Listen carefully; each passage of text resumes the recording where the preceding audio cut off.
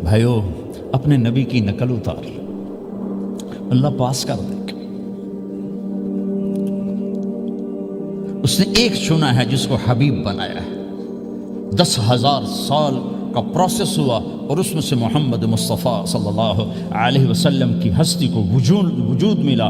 آپ کو آنے میں اتنا زمانہ چاہیے تھا کہ اعلیٰ سے اعلیٰ چیز کے بننے میں دیر لگتی ہے، تو کائنات 10,000 سال گھومی اور تب جا کر میرے حبیب مصطفیٰ صلی اللہ تعالی علیہ وسلم کو اللہ تعالیٰ نے وجود بخشا، سب سے عالی نسب، سب سے عالی خاندان، سب سے عالی صفات۔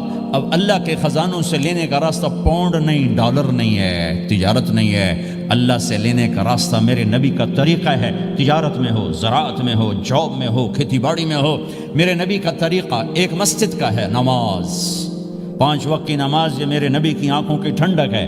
5 وقت کی نماز اس امت کی شان پہچان ہے، اور اللہ تعالیٰ نے پہلی امتوں پر اتنی بڑی مشقت ڈالی کہ ان کی نماز مسجد کے علاوہ کہیں نہیں ہوتی تھی، مسجد میں ہی ہوتی تھی۔ ہمارے لیے کتنی آسانی کر دی، جاب میں ہے مصلی بچھا نماز پڑھ، چلو مصلی بھی کوئی نہیں، زمین دیکھ اس پر کوئی گندگی تو کوئی نہیں ہے، بس زمین بھی تیرے لیے پاک ہے، چل نماز پڑھ۔ اور آسانی کر دی، پانی کوئی نہیں ہے، کوئی بات نہیں، مٹی میں ہاتھ مار، منہ پہ مار، پھر ایک ہاتھ مار، یوں کر، چل نماز پڑھ، میں تیری قبول کروں گا۔ یہ کسی امت کے ساتھ یہ نہیں ہوا، انہیں وضو ہی کرنا تھا چاہے پانی 50 میل پر موجود ہو، اور ہمارے لیے پانی کوئی نہیں ہے، چلو تیمم، مٹی میں ہاتھ ہمارا یوں کیا، پھر ہاتھ ہمارا ایک یوں کیا، ایک یوں کیا، چل بھائی اللہ اکبر قبول۔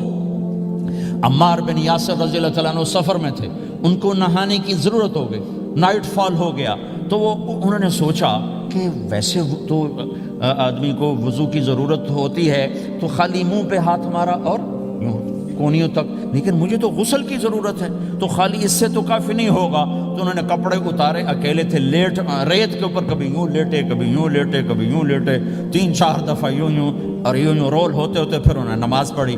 آئے اللہ کے نبی کی بارگاہ میں، یا رسول اللہ مجھے رات کو نہانے کی ضرورت پڑ گئی، تو میں نے کہا وضو کے لیے تو خالی یہ 2 دفعہ کرنا کافی ہے، تو یہ تو نہانا تھا، تو میں تو ریت میں خوب رول ہوتا رہا۔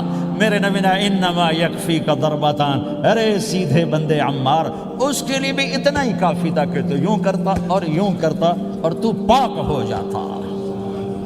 اللہ نے اس نبی کے طفیل، اس محبوب مصطفیٰ صلی اللہ علیہ وسلم کے طفیل، اللہ نے کیا کیا سہولتیں اور آسانیاں ہمیں عطا فرمائیں۔ پھر نماز 4 کی 2 رکعت کر دی، کہ تم مسافر ہو 2 پڑھو، روزے میں سفر میں روزہ معاف کر دیا، بعد میں رکھ لینا، بعد میں رکھ لینا، قضا کرنے کو حکم، بالکل چھوڑنے کا نہیں، اور کہا کہ بھائی مریض ہو چھوڑ دو، مسافر ہو چھوڑ دو، اور نماز 2 رکعت کر دو، سنتیں چھوڑ دو۔ ابن عمر رضی اللہ تعالیٰ عنہ بیٹھے تھے تو انہوں نے 2 رکعت پڑھ کے بیٹھ گئے، تو ان کے خادم نے کہا سنتیں نفل نہیں پڑھو گے؟ کہا اگر پڑھنا تو 4 فرض پڑھتا میں، میرے اللہ نے معافی دے دی تو میں کیوں پڑھوں؟ میرے نبی نے سفر میں سنتیں نہیں پڑھی کبھی، اپنی امت کو سہولت دینے، فجر کی سنتیں 2 پڑھتے تھے، اس کے علاوہ سنتیں نہیں پڑھی تاکہ میری امت کو سہولت ہو، آسانی ہو۔ ایک دفعہ بارش ہو رہی تھی اور کوئی جگہ نہیں تھی نماز پڑھنے کے لیے، تو آپ نے اپنی اونٹنی کو آگے کیا اور اس پر بیٹھ گئے، بیٹھے ہی تھے، پیچھے صحابہ نے اونٹنیوں پر ہی صفیں بنائیں، اور یہ نماز اونٹنی پہ بیٹھ کر ادا کی گئی بارش کے اندر۔ نماز اونٹنی کے اوپر نماز بھی ہو گئی، رکوع بھی ہو گیا، سجدہ بھی ہو گیا، سلام بھی ہو گیا۔ پہلی امتوں کے لیے نہیں تھا، سجدہ ہی کرنا پڑے گا۔ یہ اللہ کے محبوب مصطفیٰ صلی اللہ تعالی علیہ وسلم کی طفیل، میرے اللہ نے ہم پہ فضل و احسان کیا، تو میرے نبی کی زندگی میں عبادات میں نماز سب سے اعلیٰ نظر آتی ہے، سب سے نمایاں نظر آتی ہے، اور پھر بازار میں، گھر میں، دفتر میں، ماحول میں میرے نبی کے اخلاق، یہ زندگی کا دوسرا روشن پہلو ہے۔ میرے نبی کی ساری زندگی 2 لفظوں میں آتی ہے، عبادت اخلاق، عبادت اخلاق، یا 2 اور لفظ، حقوق اللہ، حقوق العباد، حقوق اللہ، حقوق العباد۔ حقوق اللہ میں نماز سب سے اعلیٰ، اور حقوق العباد میں لوگوں کی برداشت کرنا، لوگوں سے درگزر کرنا، معاف کرنا، جھوٹ سے بچنا، دھوکے سے بچنا۔ میرے نبی سے پوچھا گیا یا رسول اللہ مسلمان کنجوس ہو سکتا ہے؟ ہم نے کہا ہو سکتا ہے۔ یا رسول اللہ مسلمان کمزور ہو سکتا ہے، بزدل ہو سکتا ہے، ڈرپوک ہو سکتا ہے؟ آپ نے کہا ہو سکتا ہے۔ یا رسول اللہ مسلمان جھوٹ بول سکتا ہے؟ آپ نے کہا نہیں، جھوٹ نہیں بول سکتا، جھوٹ نہیں بول سکتا۔ ہاں، الا لعنت اللہ علی الکاذبین، جھوٹوں پہ اللہ کی لعنت۔ اس لعنت کے ساتھ 400 پاؤنڈ بچا لیے، 4000 بچا لیے، 4 ملین بچا لیے، 4 بلین بچا لیے، 4 ٹریلین بچا لیے، ساری دنیا کو بچا لیا، اور اوپر اللہ کی لعنت پڑی تو اللہ کی قسم گھاٹے کا سودا ہے۔ اور سچے ہو گئے، سچ بولا، یہ میں 100 پاؤنڈ کماتا ہوں، لے لو جو لینا ہے اس میں سے، یہ میں 1000 پاؤنڈ کماتا ہوں، لے لو جو لینا ہے، یہ میں 50,000 پاؤنڈ کماتا ہوں، لے لو جو لینا ہے، کہ مسلمان کی زبان سے جھوٹ نہیں نکلتا، سچ ہی بولتا ہے۔ آپ تشریف لے جا رہے ہیں، ایک آواز ہے یا رسول اللہ، آپ نے یوں دیکھا کوئی نظر نہیں آیا، پھر آواز ہے یا رسول اللہ، تو آپ نے دیکھا کہ ہرنی ڈیر چھوٹی وہ کھڑی ہوئی رسی میں بندھی، تو آپ نے کہا کیا ہوا؟ کہا جی آپ کا صحابی مجھے پکڑ کے لایا ہے، میرے چھوٹے چھوٹے بچے بھوک سے رو رہے ہوں گے، آپ مجھے چھوڑ دیں، میں بچوں کو دودھ پلا کے واپس آ جاتا، مجھے پتا ہے میرے اللہ کی تقدیر میرے بارے میں کیا ہے۔ تو آپ نے کہا اگر تو واپس نہ آئی تو پھر؟ تو اس نے کہا مجھے اللہ جہنم میں ڈال دے۔ آپ نے اس کی رسی کھول دی، خود وہیں بیٹھ گئے، اس نے دوڑ لگائی اور پہاڑوں میں گم ہو گئی۔ تھوڑی دیر کے بعد وہ دوڑتی ہوئی آئی اور آ کے سر یا رسول اللہ میں حاضر ہو گیا، تو آپ نے اس کو باندھ کے وہیں آپ بیٹھ گئے نہیں۔ دیر کے بعد وہ صحابی آئے جنہوں نے اس کو شکار کیا تھا، پکڑا تھا، تو کہنے لگے، ان کا یا رسول اللہ آپ یہاں کیسے؟ کہ میں ایک درخواست لے کر آیا ہوں۔ کہ کیا؟ کہ یہ ہرنی مجھے ہدیہ کر دو۔ کہ یا رسول اللہ سب کچھ آپ کا ہے، کہ بس یہ ہدیہ کر دو۔ کہ یا رسول اللہ حاضر۔ تو آپ نے اس کو لے کر رسی اس کی گردن سے نکالی، کہ جا بچی اپنے بچوں کے پاس جا کے خوشی منا، سچ نجات دیتا ہے اور جھوٹ ہلاک کرتا ہے۔ ایک ہرنی جان کی بازی کھیل گئی سچ بولنے کے لیے، تم چند پونڈوں پہ جھوٹ بولتے ہو، ایمان کو برباد کر کے رکھ دیتے ہو۔ مسلمان جھوٹ نہیں بولتا، مسلمان دھوکہ نہیں دیتا، مسلمان کی زبان سے سخت بول نہیں نکلتا، کسی کو بے عزت نہیں کرتا، کسی کو کی بے اکرامی نہیں کرتا، کسی کا دل نہیں توڑتا، کسی کو ذلیل نہیں کرتا، خود سہتا ہے، اوروں کو خوشیاں دیتا ہے، خود دکھ سہتا ہے، اوروں کو راحت دیتا ہے، خود تکلیف سہتا ہے۔ یہ میرے نبی کے اخلاق ہیں، یہ میرے نبی کی زندگی ہے، اور یہ اسلام کا سب سے بڑا چیپٹر ہے اور سب سے مشکل چیپٹر ہے۔ جب میرے نبی نے لمبی نمازیں پڑھی تو اللہ نے روک دیا کہ میرے حبیب ما انزلنا علیک القرآن لتشقى، اتنی لمبی نماز نہ پڑھ کے تو تھک جائے۔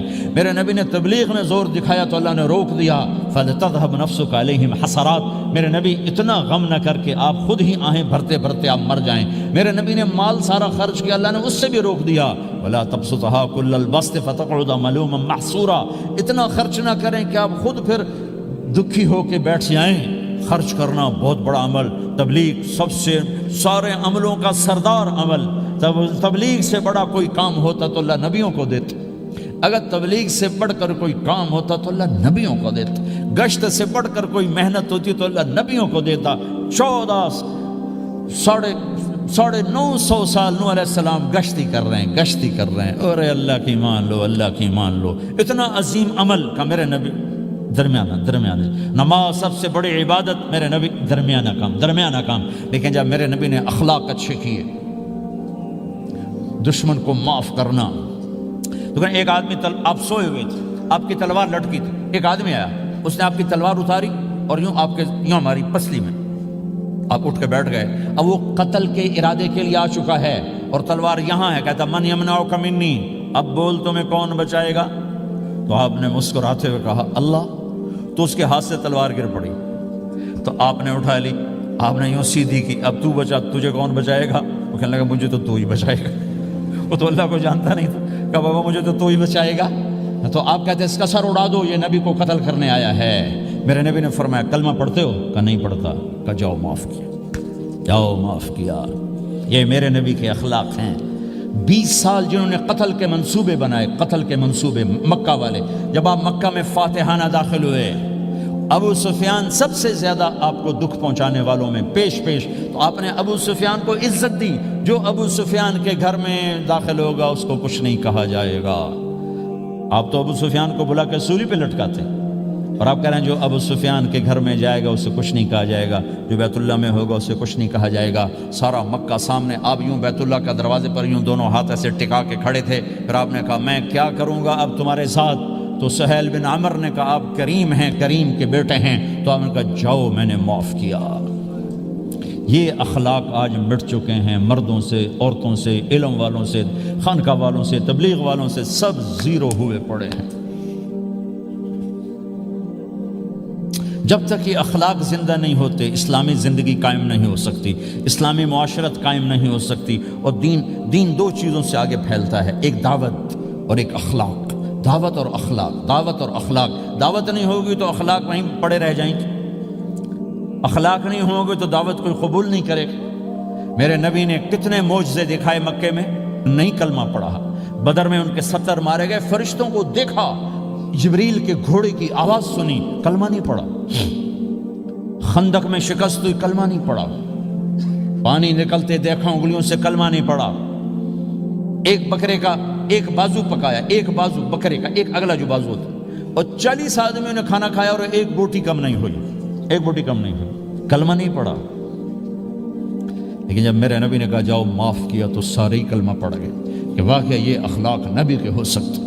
حنین کی جنگ میں جب بھاگے لوگ، شکست ہوئی، تو ایک صحابی کا بھاگتے ہوئے پاؤں ہمارے نبی کا پاؤں پر آیا، اور جوتا سخت تھا، تو آپ نے کہا اوجعتنی، اور آپ کے ہاتھ میں چھڑی تھی، آپ نے اس کو یوں ماری، کہا اوجعتنی، ارے تو نے مجھے کتنا زیادہ درد پہنچایا، دکھ پہنچایا۔ وہ بیچارے پگھل کے رہ گئے اور پریشان ہو گئے، اور فرماتے ہیں سارا دن میں پریشان، ساری رات پریشان کہ اللہ کے نبی کو میں نے تکلیف پہنچائی، اب میرا کیا بنے گا۔ اگلا دن ہوا تو اعلان ہو رہا تھا بھائی جس کا پاؤں نبی کے پاؤں پہ آیا تھا اس کو اللہ کے نبی بلا رہے ہیں۔ تو صحابی کہنے لگے میں نے سمجھا بس اب میری تو دنیا بھی گئی اور آخرت بھی گئی، اب میرے اوپر کیس بنے گا اور مجھے ڈانٹ ڈپٹ بھی ہوگی، میرا کتنا بڑا گھاٹا نقصان ہوگا۔ یہ حاضر ہوئے ڈرتے ڈرتے، تو آپ نے فرمایا میرے بھائی کل میں نے تمہیں چھڑی ماری تھی، وہ مجھے معاف کر دینا، اور یہ 80 اونٹ تمہیں ہدیہ دیتا ہوں، 80 کیملز یعنی 80 پراڈو، 80 رینج روور کا یہ میری طرف سے تمہیں ہدیہ ہے۔ وہ حیران پریشان، یہ میرے نبی کے اخلاق ہیں، یہ میرے نبی کے اخلاق ہیں۔ کانٹے بچھانے والی نے 4 دن آنا چھوڑ دیا، بیمار ہو گئی تھی، تو آپ نے کیا بات ہے، وہ ہمارے راستے میں اب کانٹے کوئی نہیں ہیں، کہا جی وہ بیمار پڑی ہے جو کانٹے بچھاتی تھی، تو آپ اس کے گھر چلے گئے، ماں جی خیریت تو ہے، آپ ٹھیک تو ہیں؟ کہا بیٹا مجھے کلمہ پڑھا دے، بس تیرے اخلاق نے مجھے فتح کر لیا ہے۔ میرے بھائیوں یہ چیپٹر بھول چکے ہیں، بھول چکے ہیں، بھول چکے ہیں۔ جب تک یہ چیپٹر زندہ نہیں ہوگا، زندگی اسلامی نہیں بنے گی، معاشرہ اسلامی نہیں بنے گا، اور آگے قوموں کے لیے اسلام کا دروازہ نہیں کھلے گا۔ ہمیں معاف کرنا آتا ہو، ہمیں گالی دینے والے کو دعا دینا آتا ہو، غیبت کرنے والے کی تعریف آتی ہو، اور غیبت کرنے سے، غیبت سننے سے اپنے آپ کو ایسے بچاؤ جیسے زہر سے بچاتے ہو، جیسے آگ سے بچاتے ہو۔ ایک دوسرے کو نفرت کا بول نہ بولو، ورنہ ساری زندگی تباہ و برباد ہو جائے گی۔ میرے رب کی قسم، میرے نبی نے کہا ایک زبان کا بول انسان بولتا ہے اور جہنم کی گہرائیوں میں گر جاتا ہے، اور ایک زبان کا بول انسان بولتا ہے اور جنت کے درجات پر چڑھ جاتا ہے۔ یہ زبان بہت طاقتور چیز ہے، میں ہر بیان میں اس کو دہرا رہا ہوں کہ جتنا یہ عمل ختم ہو چکا ہے اتنا کوئی عمل بھی نہیں ختم ہوا ہے۔ اور ایک صحابی ہیں ابو دجانہ۔ کون ابو دجانہ؟ السابقون الاولون من المہاجرین والانصار، اس میں پہلی صف کے صحابہ۔ کون ابو دجانہ؟ جب آپ حج پر گئے تو اپنی جگہ مدینے کا امیر ابو دجانہ کو بنایا۔ ابو دجانہ حج میں شریک نہیں ہوئے کہ آپ نے اپنی جگہ ان کو اپنا نائب بنا کے وہاں کھڑا فرمایا ابو دجانہ میری جگہ پر مدینے کا امیر ہے، یہ وہ ابو دجانہ ہیں۔ کون ابو دجانہ؟ جو جنگ بدر سے لے کر آخری حج تک ہر سفر میں شریک ہیں، ہر سفر میں شریک ہیں۔ ان کی ایک بات میں بتانا چاہتا ہوں، پہلے تھوڑی سی ان کی ہسٹری بتانا چاہتا ہوں۔ کون ابو دجانہ؟ احد کی جنگ میں آپ نے تلوار اٹھائی، کہا اس تلوار کو کون لے گا؟ کئی صحابہ کھڑے ہو گئے۔ آپ نے کہا اس تلوار کا حق کون ادا کرے گا؟ سارے بیٹھ گئے، 3 آدمی کھڑے رہے، ایک زبیر بن عوام، ایک عمر بن خطاب، ایک ابو دجانہ۔ ان کا نام ہے سماق بن خرشنہ، سماق بن خرشنہ ان کا نام ابو دجانہ سے مشہور ہے۔ تو آپ نے تلوار نہ عمر کو دی، نہ زبیر کو دی، ابو دجانہ کو دے دی۔ تو عمر رضی اللہ عنہ نے تو محسوس نہیں کیا، حضرت زبیر نے محسوس کیا کہ اس کو کیوں دی، مجھے کیوں نہیں دی، میں مہاجرین میں سے ہوں، میں پھوپھی کا بیٹا ہوں، میں اس سے دلیری میں کم نہیں ہوں۔ بلکہ حضرت زبیر کی دلیری کی تو دھک تھی، جدھر سلوار چلتی تھی کاٹتی چلی جاتی تھی، کہنے لگا میں دیکھوں گا یہ کیا کرتا ہے۔ تو ابو دجانہ کے پیچھے پیچھے زبیر ہو لیے، تو ابو دجانہ نے جو حملہ کیا تو 3000 کا لشکر تھا، اس کو چیر کے پار نکل گئے، پورے لشکر کو کاٹ کے پار نکل گئے۔ اور آگے عورتیں کھڑی تھیں جو مکے کے لشکر کو تیار کر رہی تھیں، نحن بنات طارقی نمشی علی النمارقی مشی القتل بوارقی المسک فی المخالقی المسک فی المفارقی والدر فی المخالقی ان تقبلوا نعانقی وتدبروا نفارقی فراق غیر وامقی، یہ گانا گا رہی تھیں اور ان کو تیار کر رہی تھیں۔ تو جب ابو دجانہ کی تلوار نظر آئی تو سب بھاگی، ہندا پکڑی گئی، تو آپ نے یوں اپنی تلوار ہندا کے سر پر رکھی، انہوں نے چیخ ماری، تلوار ہٹا لی۔ تو زبیر پیچھے پیچھے کہ یہ کیا کیا ہے؟ جنگ میں اگر کوئی عورت حصہ لے اسے مارنا جائز ہے، ویسے جائز نہیں ہے، عورت کو، بچے کو، بوڑھے کو ہاتھ لگانا جائز نہیں ہے۔ تو انہوں نے کہا تلوار کیوں نہیں چلائی؟ کہا میرے محبوب کی تلوار ہے، عورت کے خون سے رنگین کر کے اس کی شان نہیں گھٹانا چاہتا، یہ میرے نبی کی تلوار۔ پھر واپس ہوئے، پھر اٹیک کیا اور پھر مجمع کو چیر دیا۔ سامنے ایک آدمی آ رہا تھا ہاتھی کی طرح، اتنا لمبا موٹا تازہ، تو زبیر کہنے لگے میرے جی میں آیا کبھی اس کی ٹکر ہونا پھر میں دیکھوں ابو دجانہ کیا چیز ہے۔ تو اللہ کا کرنا ایسا ہوا ابو دجانہ دونوں آمنے سامنے ہو گئے، تو وہ ایسے شاہ سوار تھے کہ دونوں طرف کے لشکر ذرا تھم گئے اور وہ دونوں بھڑ گئے۔ ابو دجانہ کے اپنے جوہر، اس پہلوان کے اپنے جوہر، غبار اٹھا، مٹی اٹھی، اور اس کی اپنی طاقت، ان کی اپنی طاقت، انہوں نے ابو دجانہ کو اس نے زخمی کر دیا۔ ابو دجانہ نے جو جوش میں آ کے ماری تلوار، اس کو لگی یہاں، تو اتنی طاقت سے لگی کہ اس کے نیچے اتر کر 2 ٹکڑوں میں تقسیم کر دی، یوں ماری تو ایک حصہ ادھر ایک حصہ۔ پھر یوں دیکھا اور اپنے چہرے سے لوہی کی ٹوپی اتاری، کما ترا انا ابو دجانہ، کیا دیکھ رہے ہو؟ میں ہوں ابو دجانہ، تلوار صحیح لی ہے میں نے، غلط نہیں لی، یہ ابو دجانہ ہیں۔ اور جب شکست ہو گئی احد کی جنگ میں، اور پھر 10-12 آدمیوں نے آپ کو گھیرے میں لیا ہوا تھا، ان میں ایک ابو بکر تھے، عمر تھے، علی تھے، طلحہ تھے، زبیر تھے، سعد بن ابی وقاص تھے، اور سہل بن حنیف تھے، عبادہ قتادہ بن نعمان تھے، اور ابو دجانہ تھے رضی اللہ تعالی عنہم، ان میں سے ایک ابو دجانہ بھی تھے۔ اور یمامہ کی جنگ میں ابو دجانہ شہید ہوئے، یمامہ کی جنگ میں شہید ہوئے۔ یہ ابو دجانہ کی تھوڑی سی سیرت آپ کے سامنے آئی ہے۔ اس کے بعد اب آپ ان کے قول کو سنو تاکہ اس کا وزن آپ کے سامنے آئے۔ یہ بدر کے شریک ہیں، اللہ کے نبی نے کہا بدر کا صحابی جو مرضی کرے بخشا گیا۔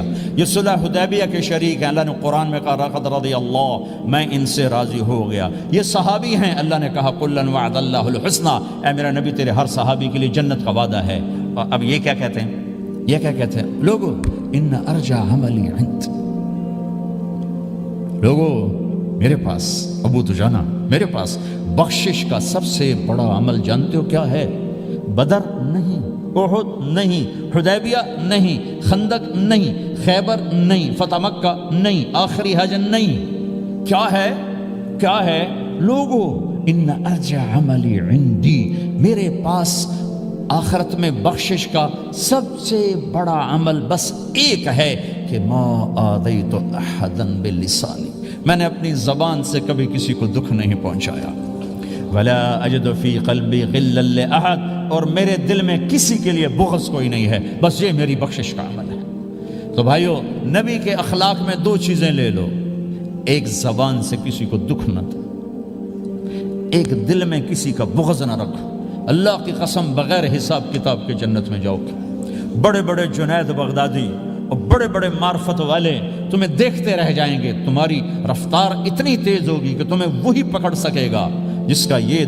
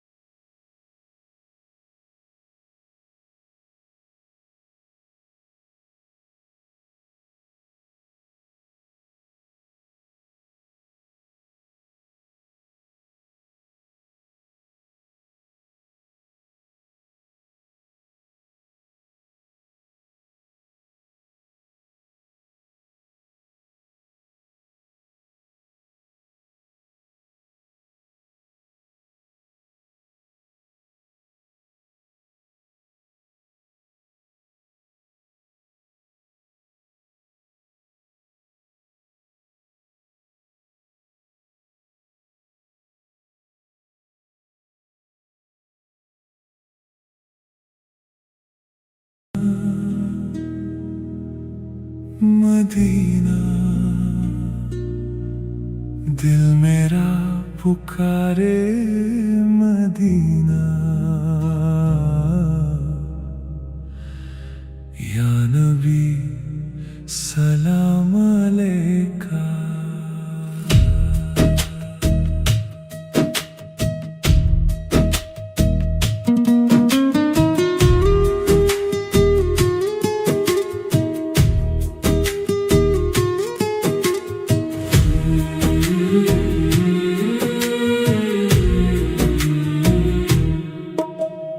دل میں بسی ہے تیری گلیاں نور سے روشن ہر ایک رستہ آنکھوں میں ہے تیرا منظر یا مدینہ یا مصطفیٰ دور ہوں پھر بھی پاس لگے ہر دعا تجھ تک جا کے رکے روح میری چاہے بس یہی تیرا سفر ہو زندگی جب بھی غم کا اندھیرا آئے تیرا نام روشنی بن جائے مدینہ مدینہ دل کا ہے ارمان مدینہ تیری ہواؤں میں سکون ہے میرا جہاں مدینہ مدینہ مدینہ مجھ کو بلا لے مدینہ تیرے در پر سر جھکاؤں یہی ہے دعا مدینہ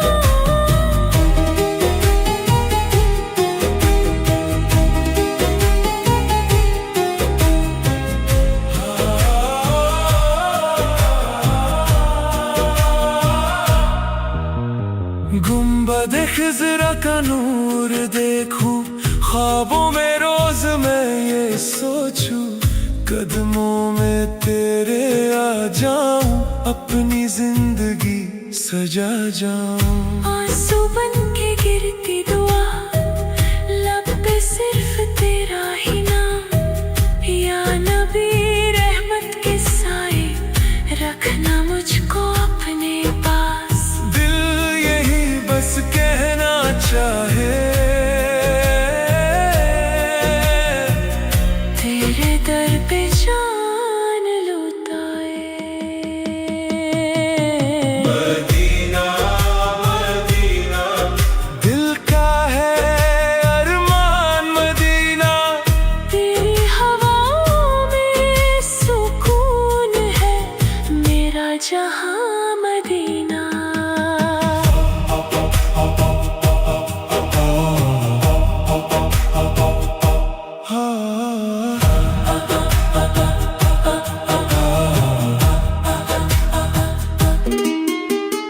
اگر ملے ایک بار مجھے تیرا شہر تیرا کرم چھوڑ دوں میں سب جہاں بس تیرا ہو جاؤں سنم